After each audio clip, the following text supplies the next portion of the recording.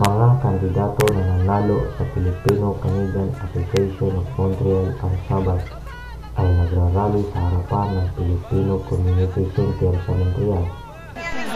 Ang nangyari noong karang eleksyon, noong ika-14 ng Agosto, naging mapayapa at maayos na eleksyon. Noong gabi ng eleksyon matapos ang bilangan, ang inyong lingkod, Cesar Manuel, ay nanalo po sa katunggulikong si Aurora Osdon.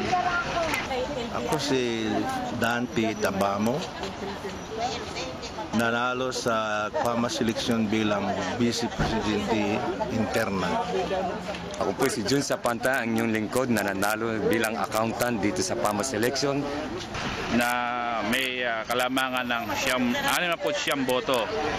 Ngunit nung kinabukasan, ako po'y nabigla sapagkat binawasan po ng COMELEC ang aking boto at lumabas na nanalo si Osdon. 4 sa mga kasama ko ang nanalo, ganun din ang naging nangyari. Sila po ay lumabas na talo dahil sa mga bawas. Ngayon po nandito po kami, araw-araw po kaming nagpipikit sa harapan ng PAMAS Center upang ipakita na kami ay hindi sangayon sa ginawa ng COMELEC. Nandito po kami upang ipaglaban namin ang karapatan ng bawat Pilipinong bumoto noong nakarang halalan na binawas at inalis ang kanilang karapatan para pumili ng isang mamumuno sa isang malaking samahan dito sa Montreal, sa bayan ng Quebec, bansa ng Canada. Ang aming pong partido mula sa presidente, auditor, accountant, sports development, all of those position ay panalo kami, but ayaw nilang tanggapin, kaya po kami nagwewelga. Dahil iisa lang ho ang bumoto sa kanila, yung COMELEC chairman, nag-iisang COMELEC chairman na inappoint sila ang nanalo.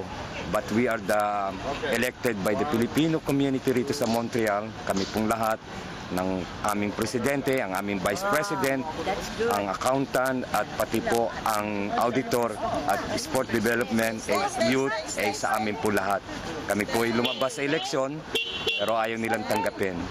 Ang mga tao ng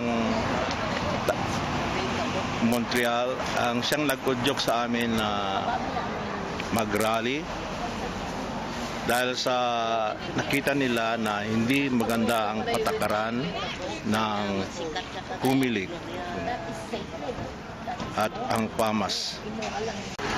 Ako po ay naniniwala ang inyong lingkod ay nanalo sapagkat pinaniniwalaan ko na kahit na isang boto lamang po ang aking lamang sa aking katunggali, ako po ay ituturing at itatanghal na panalo.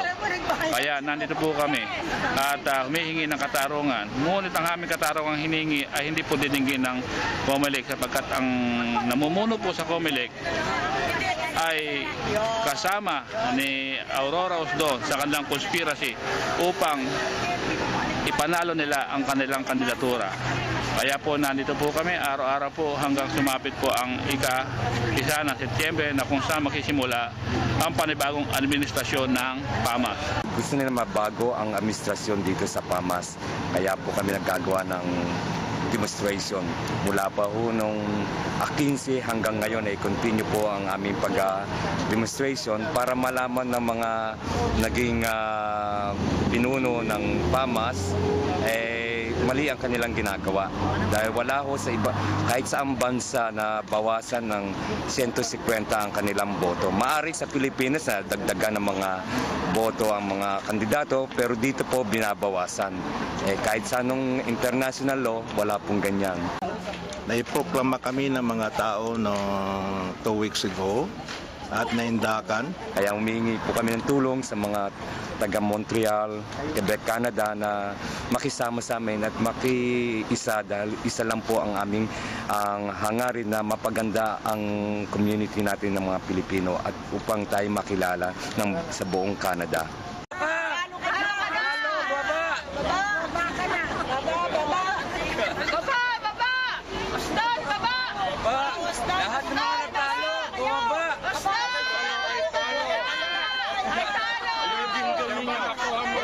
Tanggapin ang pagkatalo!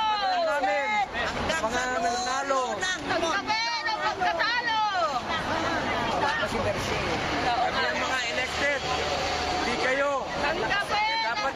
Ito po si Jonathan nag-uulat mula sa Montreal, Quebec, Canada para sa Balitang Anupod.